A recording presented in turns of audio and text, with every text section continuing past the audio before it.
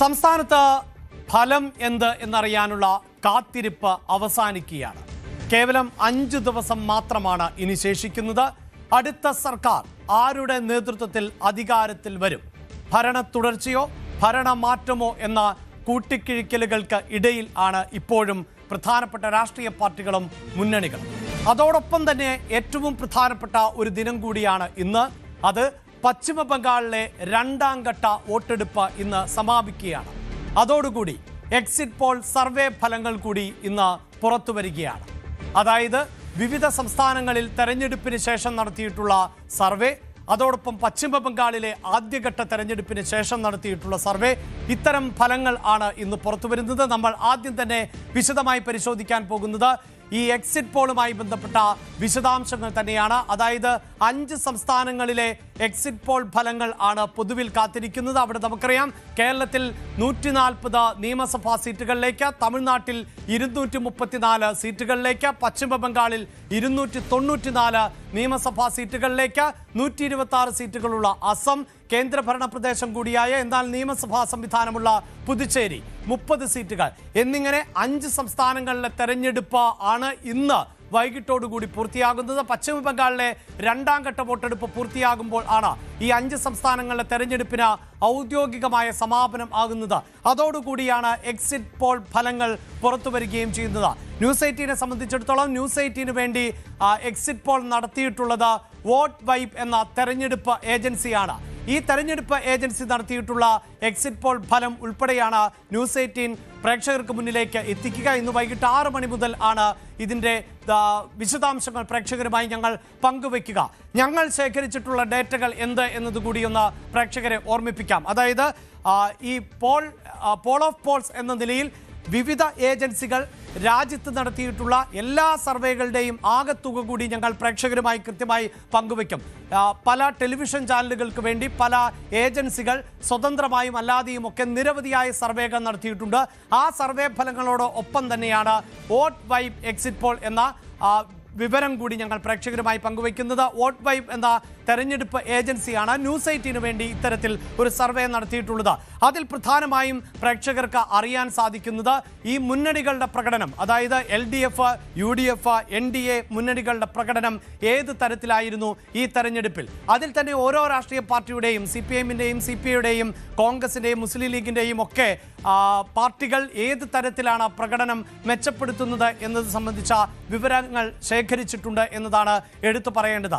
അതോടൊപ്പം തന്നെ വോട്ടർമാരെ സ്വാധീനിച്ചിട്ടുള്ള ഘടകങ്ങൾ എന്തൊക്കെയാണ്? നമുക്കറിയാം, ഈ തെരഞ്ഞെടുപ്പ് കാലഘട്ടത്തിൽ നിരവധിയായ വിഷയങ്ങൾ ഉണ്ടായിരുന്നു തെരഞ്ഞെടുപ്പ് പ്രചാരണത്തിന്റെ ഭാഗമായി.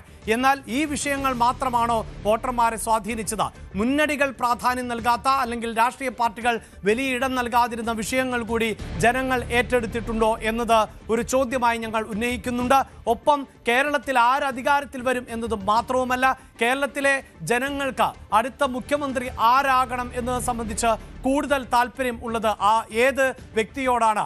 ആ വ്യക്തി തന്നെയായിരിക്കുമോ അധികാരത്തിൽ ഏറാൻ പോകുന്നതുമായി ബന്ധപ്പെട്ട ഡേറ്റയിൽ മുന്നിൽ നിൽക്കുന്നത്? ഇപ്പോൾ തന്നെ നിരവധിയായ കണക്കുകളുണ്ട്. നേരത്തെ തന്നെ ഈ തെരഞ്ഞെടുപ്പിന് മുമ്പ് തന്നെ പല സർവേകളും നടത്തപ്പെട്ട സാഹചര്യം ഉണ്ട്. അവിടെയൊക്കെ മുഖ്യമന്ത്രി എന്ന നിലയിൽ ഉയർത്തി കാണിച്ച പല പേരുകളുണ്ട്. പക്ഷേ ആ പേരുകൾക്ക് ഒപ്പം തന്നെ ആ വ്യക്തി പ്രതിനിധാനം ചെയ്യുന്ന മുന്നണി അധികാരത്തിൽ ഏറിയാൽ മാത്രമാണ് മുഖ്യമന്ത്രിയാകാൻ സാധിക്കുകയുള്ളൂ. അപ്പോൾ അത്തരം സാധ്യതകളെല്ലാം തന്നെ ഞങ്ങൾ വിശദമായി പരിശോധിക്കുന്നുണ്ട്. ഒപ്പം മറ്റ് ഏജൻസികൾ നടത്തിയിട്ടുള്ള സർവേകൾ, 5 സംസ്ഥാനങ്ങളിലെയും സർവേ ഫലം എന്ത് സൂചനയാണ് നൽകുന്നത് എന്ന വിശദാംശങ്ങളും ഞങ്ങൾ പ്രേക്ഷകരുമായി പങ്കുവയ്ക്കും. ഈ വാർത്തയുടെ വിശദാംശങ്ങളുമായി VV അരുൺ ആണ് ചേരുന്നത്.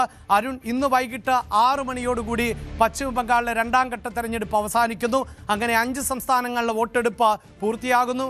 ഏതാണ്ട് ഒരു അരമണിക്കൂറിനകം തന്നെ 6:30 തന്നെ എക്സിറ്റ് പോൾ ഫലങ്ങൾ പുറത്തു വന്നു തുടങ്ങുകയും ചെയ്തു. അതിൽ വോട്ട് വൈബ് നടത്തുന്ന നമ്മുടേതായ ഒരു സർവേയുണ്ട്. അതോടൊപ്പം തന്നെ മറ്റ് ഏജൻസികൾ നടത്തുന്ന സർവേയുണ്ട്. രാഷ്ട്രീയ കേരളം ഉറ്റുനോക്കുകയാണ് ഫലം എന്ത് എന്നറിയാൻ.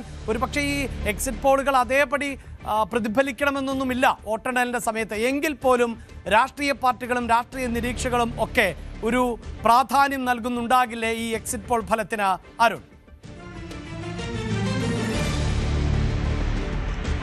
തീർച്ചയായിട്ടും 29-ാം തീയതിയാണ് സംസ്ഥാനത്ത് വോട്ടെടുപ്പ് കഴിഞ്ഞത്, പൂർത്തിയായത്. അതിനുശേഷം 20 ദിവസം പിന്നിടുമ്പോഴാണ് എക്സിറ്റ് പോൾ ഫലങ്ങൾ പുറത്തു വരുന്നത്. 4 ദിവസം കൂടി കഴിയുമ്പോൾ യഥാർത്ഥ ചിത്രവും വ്യക്തമാകും. ഏതായാലും സംസ്ഥാനത്തെ മുന്നണി നേതൃത്വങ്ങൾ പൊതുവിൽ എക്സിറ്റ് പോളുകളെ അങ്ങ് കണ്ണടച്ച് വിശ്വസിക്കുന്നില്ല. വിശ്വസിച്ചാൽ തന്നെ പരസ്യമായത് പറയാൻ അവർ തയ്യാറല്ല. കാരണം മുൻകാലങ്ങളിലൊക്കെ എക്സിറ്റ് പോളുകൾ തെറ്റിയിട്ടുണ്ട് എന്നുള്ളതാണ് അവരുടെ ന്യായം. ഇന്നലെ മന്ത്രി മുഹമ്മദ് റിയാസ് അടക്കമുള്ളവർ എക്സിറ്റ് പോളുകൾ എന്തായാലും അതാകില്ല ഫലം, എക്സിറ്റ് പോളുകൾ ശരിയായിരുന്നെങ്കിൽ കഴിഞ്ഞ തവണ താൻ MLA പോലും ആകുമായിരുന്നില്ല എന്ന ഒരു വിമർശനവുമായി രംഗത്ത് വന്നു. മറ്റ് രാഷ്ട്രീയ പാർട്ടികളുടെ നിലപാട് അതുതന്നെയാകും. ഏറ്റവും പ്രധാനപ്പെട്ടത് സംസ്ഥാനത്തെ പ്രീ പോൾ സർവേകൾ ഒരു മുന്നണിക്കും വലിയ മേൽക്കൈ മുൻതൂക്കം കൃത്യമായി പ്രവചിക്കുന്നതായിരുന്നില്ല. ഇഞ്ചോടിഞ്ച് പോരാട്ടം, അല്ലെങ്കിൽ ഒരു ചെറിയ മേൽക്കൈ LDFന്, ചെറിയ മേൽക്കൈ UDFന്, അങ്ങനെ മാത്രം നൽകിയ പ്രീ പോൾ സർവേകളാണ് സംസ്ഥാനത്ത് കൂടുതലും ഉണ്ടായത്. അതുകൊണ്ട് തന്നെ വലിയ ആകാംക്ഷ രാഷ്ട്രീയ പാർട്ടി നേതൃത്വങ്ങൾക്കും രാഷ്ട്രീയം ശ്രദ്ധിക്കുന്ന വോട്ടർമാർക്കും സാധാരണ ജനങ്ങൾക്കുമൊക്കെ ഉണ്ട് എന്നുള്ളത് പ്രധാനപ്പെട്ട കാര്യമാണ്. എക്സിറ്റ് പോളുകൾ തങ്ങളെ ബാധിക്കില്ല എന്ന് പറയുന്ന മുന്നണി നേതൃത്വങ്ങൾ, രാഷ്ട്രീയ പാർട്ടി നേതാക്കൾ, സ്ഥാനാർത്ഥികൾ ഒക്കെ തന്നെ ഈ എക്സിറ്റ് പോളുകൾ എന്ത് എന്ന് വളരെ ആകാംക്ഷയോടുകൂടി കാത്തിരിക്കുകയാണ്. 2021 കണക്ക് പരിശോധിച്ചാൽ 11ഓളം സർവേകൾ, എക്സിറ്റ് പോളുകളാണ് സംസ്ഥാനത്ത് ഉണ്ടായത്. അതിൽ 6 എണ്ണം വലിയ ഇടത് മുന്നേറ്റം പ്രവചിച്ചു. 77 മുതൽ 120 സീറ്റ് വരെ LDFന് ഭൂരിപക്ഷം പ്രവചിച്ച എക്സിറ്റ് പോളുകളുണ്ട്. ഏതാണ്ട് 99 സീറ്റ് നേടുമ്പോൾ ഇടതു മുന്നണിക്ക് തന്നെ വിജയസാധ്യത എന്ന മഹാഭൂരിപക്ഷം എക്സിറ്റ് പോളുകളെ 11-ൽ 6 അത്തരത്തിലായിരുന്നു. അത് ശരിവയ്ക്കപ്പെടുകയായിരുന്നു. പക്ഷെ അപ്പോഴും എന്തുകൊണ്ട് ഇടതു മുന്നണിയും CPI നേതാക്കളും വന്ന എക്സിറ്റ് പോളുകളെ അംഗീകരിക്കാൻ ചോദിച്ചാൽ കഴിഞ്ഞ തവണ എക്സിറ്റ് പോളുകളിൽ വന്ന പല മണ്ഡലങ്ങളും പലയിടത്തെ ഫല സൂചനകളും നേരെ വിപരീതമായി വന്നു. മുഹമ്മദ് റിയാസ് സൂചിപ്പിച്ചതുപോലെ ഉടുമ്പൻചോലയിൽ M.M. മണിയുടെ ഫലമൊക്കെ അങ്ങനെ പലതും എക്സിറ്റ് പോളുകൾക്ക് വിരുദ്ധമായി സംഭവിച്ചു. അതാണ് ഇടതു മുന്നണി ആ എക്സിറ്റ് പോളുകളെ ആ രീതിയിൽ ഉൾക്കൊള്ളാത്തത്.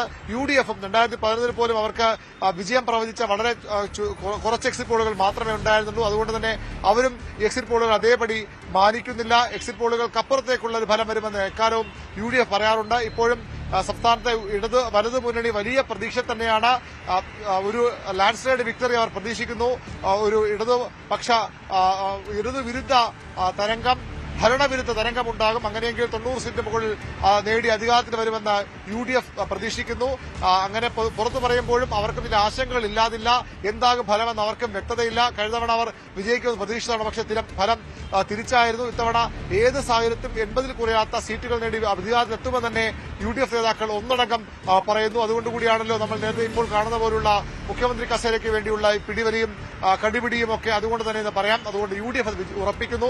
LDF ആകട്ടെ 30 സീറ്റുകൾ കുറഞ്ഞാൽ 99, 30 മുതൽ 69, അത് 7-8 സീറ്റുകളിൽ അതിശക്തമായ മത്സരമുണ്ട്. അങ്ങനെ വന്നാൽ 75 മുതൽ 77, 80-നകത്തേക്ക് സീറ്റുകൾ നേടി അധികാരത്തിൽ വരാനാകുമെന്ന് ഇടതുമുന്നണിയും വിശ്വസിക്കുന്നു. ഏറ്റവും വലിയ ആത്മവിശ്വാസമുള്ളത് ഇടതുമുന്നണിയെ തെരഞ്ഞെടുപ്പിൽ നയിച്ച മുഖ്യമന്ത്രി പിണറായി വിജയനാണ്.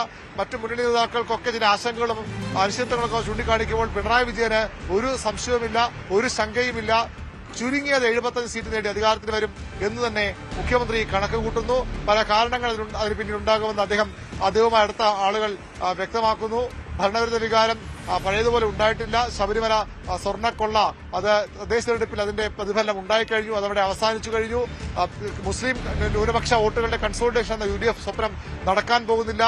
ക്രൈസ്തവ വോട്ടുകളും ഇടതുമുന്നണിക്ക് അനുകൂലമായി പലയിടങ്ങളിലും പോൾ ചെയ്യപ്പെട്ടിട്ടുണ്ട് എന്ന് മുഖ്യമന്ത്രി വിശ്വസിക്കുന്നു. എന്ത് വന്നാലും ഭരണ തുടർച്ച തന്നെയെന്ന് മുഖ്യമന്ത്രി കണക്ക് കൂട്ടുമ്പോൾ 60 സീറ്റുകൾ വരെ ലഭിക്കാമെന്ന് CPMന്റെ കണക്കുകളിലുമുണ്ട്. പിന്നീട് ഈ 10-16 സീറ്റുകൾ കടുത്ത മത്സരം നടന്ന പോരാട്ടം നടന്ന മണ്ഡലങ്ങളാണ്.